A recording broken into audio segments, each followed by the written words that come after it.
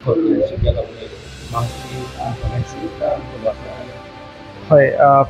so এটা ভাল learning environment বহুত ইম্পৰ্টেণ্ট মই এইটো পাৰ্চনেলি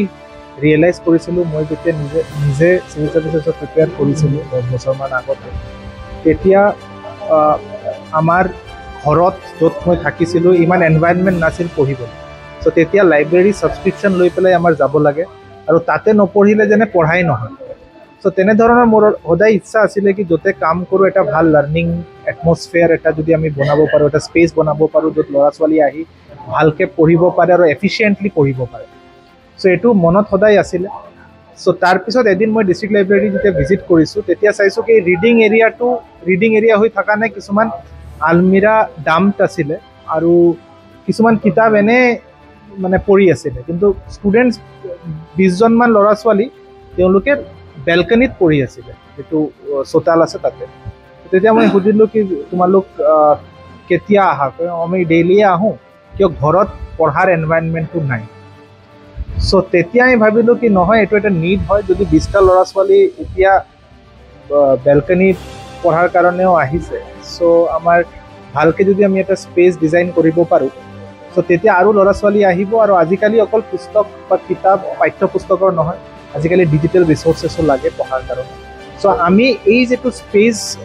ডিজাইন কৰিলোঁ এইটোৰ নাম আমি দিছোঁ লাৰ্ণোভাৰ্ছ মানে লাৰ্ণিং ইউনিভাৰ্ছ চ' ইয়াতে কিতাপৰ লগে লগে আমাৰ ইয়াত ডিজিটেল ৰিচোৰ্চেছৰ কাৰণেও পূৰা স্ক'প আছে আমাৰ 3-in-1 বৰ্ড এটা আছে য'ত ইণ্টাৰেক্টিভ পেনেলৰ মাধ্যমত ভিডিঅ' কনফাৰেঞ্চিঙৰ যুগতো পঢ়া শুনা সম্ভৱ বা যদি আমাৰ ছাবস্ক্ৰিপশ্যন যদি আছে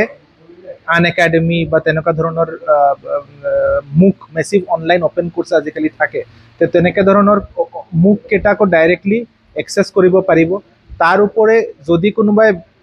জব ইণ্টাৰভিউ বা বেলেগ ধৰণৰ কিবা ইণ্টাৰভিউ প্ৰচেছ যিটো ভাৰ্চুৱেল মিডিয়াত হয় কৰোণাৰ টাইমতো আমি চাইছোঁ কি মেক্সিমাম বস্তু ভাৰ্চুৱেলি হয় চ' তাৰ কাৰণেও ইয়াত স্পেচ আছে গ্ৰুপ ডিছকাশ্যনৰ কাৰণে কি ষ্টুডেণ্টছ 5জন ষ্টুডেণ্টছ একেলগে মিলি পঢ়ি আছে তেওঁলোকে কিবা ডিছকাছ কৰি পেলাই ফাইনেলাইজ কৰিব কি কেনেকুৱা পঢ়িম তেনেকুৱা ধৰণৰ স্পেচো আমি ইয়াত ডিজাইন কৰিছোঁ চ' অভাৰঅল এই স্পেচটো এটা লাৰ্ণিং স্পেচ